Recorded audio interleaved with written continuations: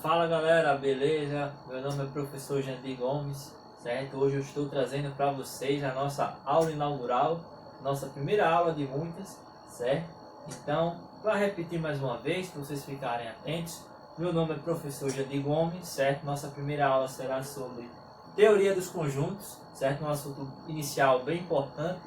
E vamos ver na aula de hoje, certo? 4 tópicos importantes. O primeiro, a origem, como é que surgiu essa teoria, certo? Segundo, os conceitos primitivos, o que eu preciso saber inicialmente para desenvolver essa teoria dos conjuntos.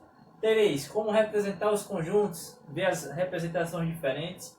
E por último, quais são os tipos de conjuntos que encontramos, certo? Como classificá-los. Então, acompanha aí hoje porque a aula tá show. Então, pessoal, vamos iniciar o nosso primeiro tópico, certo? Nosso primeiro tópico vai falar sobre a origem dessa teoria, né? E a origem dessa teoria começou justamente com o matemático Georg Cantor, né? Então, o que Cantor fez? Ele desenvolveu uma grande contribuição, né, matemática, certo? Por volta do século XIX, ele iniciou a teoria dos conjuntos, né? E o incrível dessa história é porque nessa época, né, a igreja ela tinha um certo domínio do conhecimento, e a gente falar sobre infinito nessa época é uma coisa delicada porque geralmente tinha coisas a ver com Deus, né, infinito, essas grandezas, né? Então, o que aconteceu? Por incrível que pareça nessa história, Kant era um homem religioso, certo? E juntamente com o D.D. King, ele começou a estudar, certo, essa teoria sobre o que seria o infinito, certo? E por volta do século 19, ele iniciou a teoria dos conjuntos com os conceitos principais. Bem, pessoal, então iniciando o nosso segundo tópico, né, falando sobre os conceitos primitivos, sobre a teoria dos conjuntos.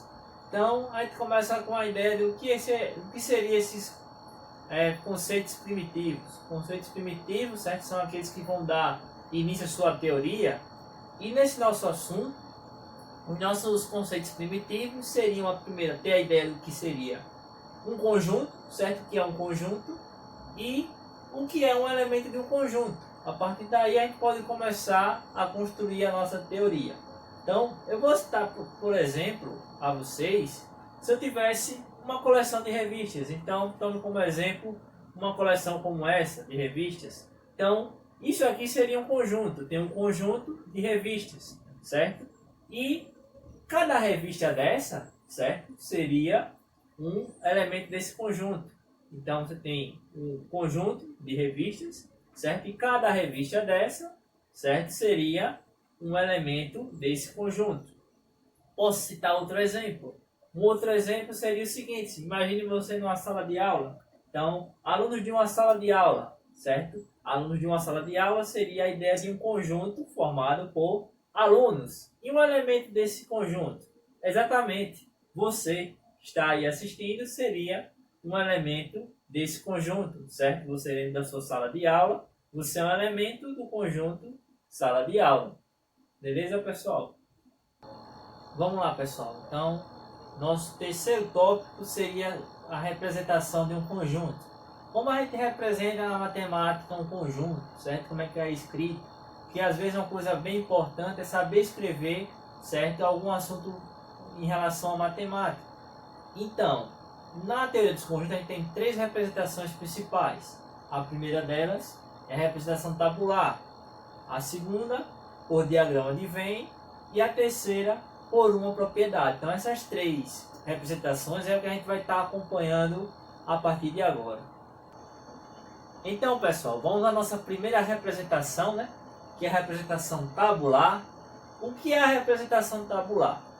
É aquela em que os elementos são representados entre chaves e separados por vírgula, certo? Então tem 2 importantes informações aí.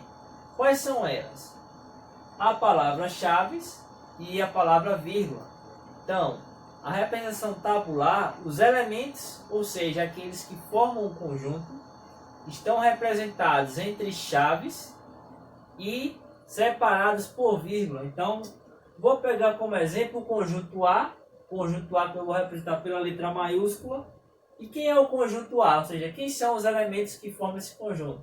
eu coloquei aqui entre chaves, ó, os elementos A, vírgula, E, vírgula, I, vírgula, O, vírgula, U. Ou seja, as vogais, certo? A, E, O, U, vão ser os elementos desse conjunto A. E cada elemento está separado por vírgula e entre esse símbolo que a gente chama de chaves.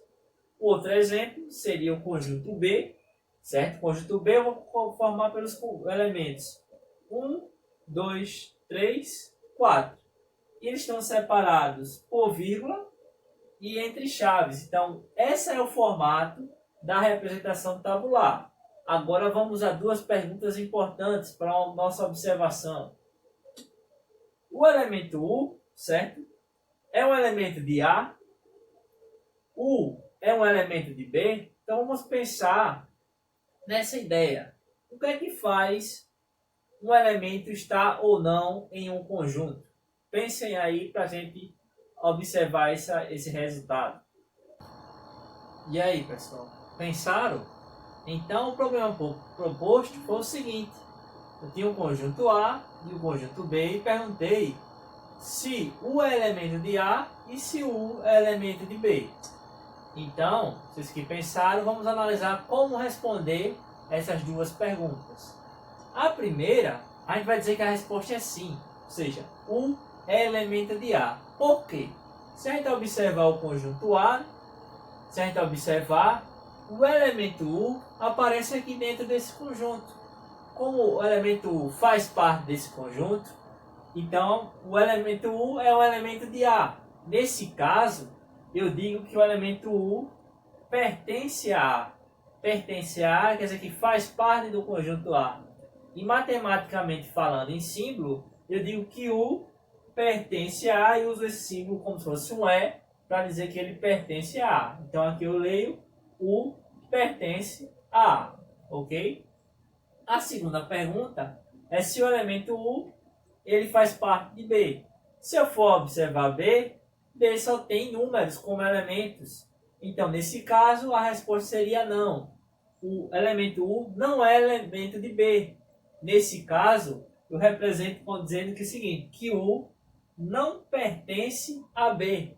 Então, não pertencer a B quer dizer que ele não faz parte do conjunto B. E dessa vez eu represento simbologicamente com U não pertence a B, com esse E, com um traço agora, dizendo que ele não pertence. Então, só para a gente revisar, U pertence a A, U não pertence a B. Ok, galerinha? Então, pessoal, a nossa representação agora é a representação por diagrama de Venn. Então, por que esse nome? Esse nome, devido ao John Venn, certo? Que fez essa representação. E quais as características dessa representação? Os elementos, eles são agora simbolizados por meio de pontos interiores, certo? Então você vai ter pontos interiores, uma região plana, mas não é uma região plana qualquer, ela vai ser uma região simples e fechada. Vamos ver esse exemplo. O exemplo anterior, a gente tem um conjunto A formado pelas vogais. Como é que a gente tem a representação agora pelo diagrama de Venn? Então veja, a gente vai ter uma região plana, certo? E observe que ela é simples, certo? E fechada. E os elementos, eles vão estar representados por pontos interiores. Por exemplo, o elemento A tem um ponto indicando está o elemento A, né? Justamente porque é uma das características, os elementos são representados por pontos interiores. O elemento E ou U. Então você veja que tem uma região plana, certo? Fechada e simples para representar o conjunto A. Do mesmo modo, eu posso representar o conjunto B. O conjunto B anteriormente era 1, 2, 3, 4 os elementos desse conjunto. Eu posso pegar pontos interiores, certo? E através de uma região plana, simples e fechada, eu posso representar esse conjunto B, certo? Poderia ter outro formado essa figura sim, porque a gente pode ser qualquer região plana, de modo que ela seja simples e fechada. Ou seja, ela não esteja nem aberta, certo? Nem entrelaçada. Então, esse aí é o exemplo de hoje, certo? Sobre o diagrama de Venn, como a gente representa um conjunto nesse formato. Então, pessoal, agora vamos para mais uma representação, certo? Que é a representação por uma propriedade. E como o próprio nome já diz, certo? A característica principal dessa representação é que iremos ter uma propriedade, certo? Dizendo, especificando o que todos os elementos desse conjunto possuem em comum, certo? Então, a nossa representação ela vai ter um conjunto A, certo? Vai representar o conjunto A, letra maiúscula, entre chaves, e vou dizer que o conjunto A é dos elementos X, certo? Para indicar qualquer conjunto, qualquer elemento, certo? E os elementos X, eles têm a propriedade P, ou seja, a característica comum desses elementos é a propriedade P. Vamos relembrar um exemplo. Nosso conjunto A anteriormente era formado pelas letras A, E, I, O, U. Será que eu consigo encontrar uma propriedade em comum dessas 5 letras? A resposta é sim. Por quê? Porque a gente tem que as letras A, E, I, O, U, elas são vogais. Então, esses elementos eles têm uma característica em comum, que é ser uma vogal. Então, eu posso representar o conjunto A, exatamente como aqui, do jeito desse seguinte.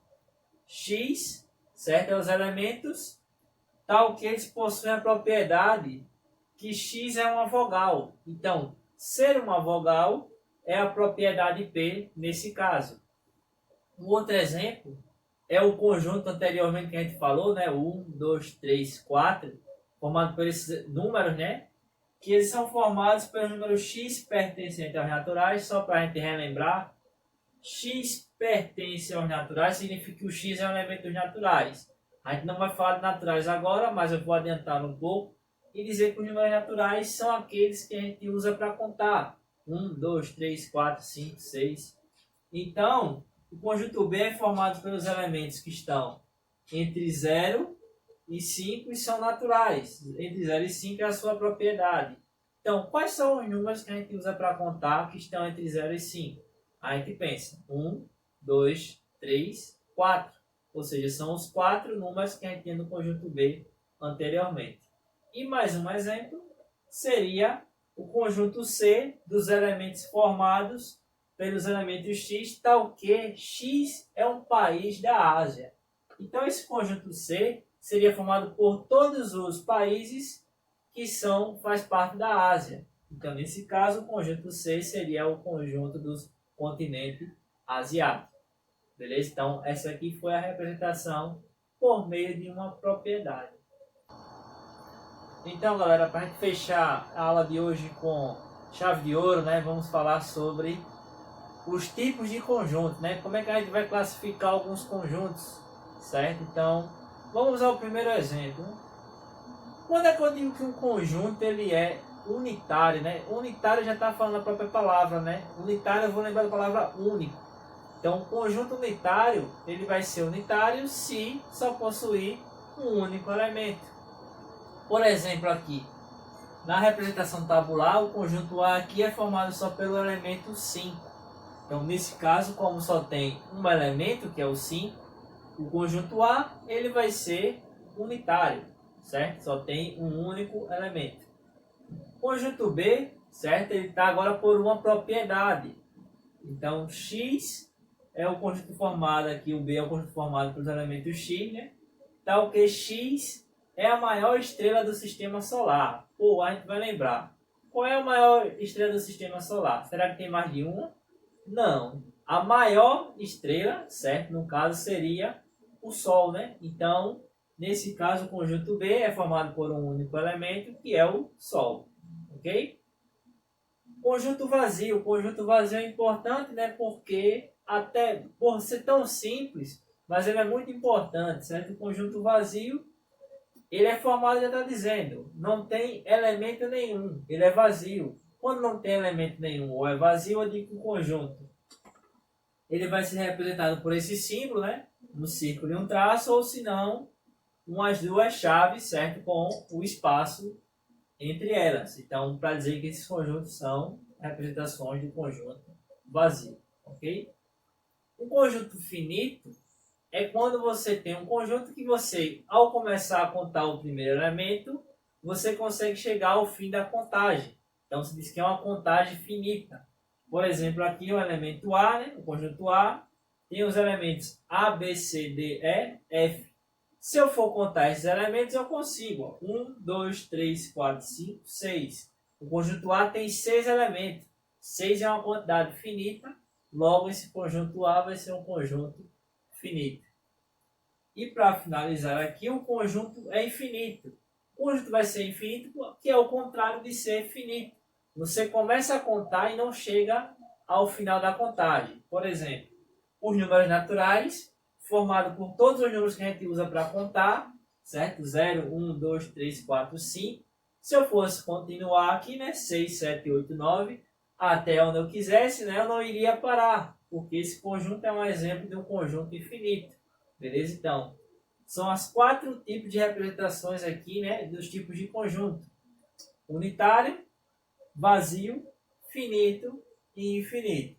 Certo? Então, esse tópico encerra a nossa aula de hoje, certo? Espero que vocês tenham gostado, certo? Deixe o seu like.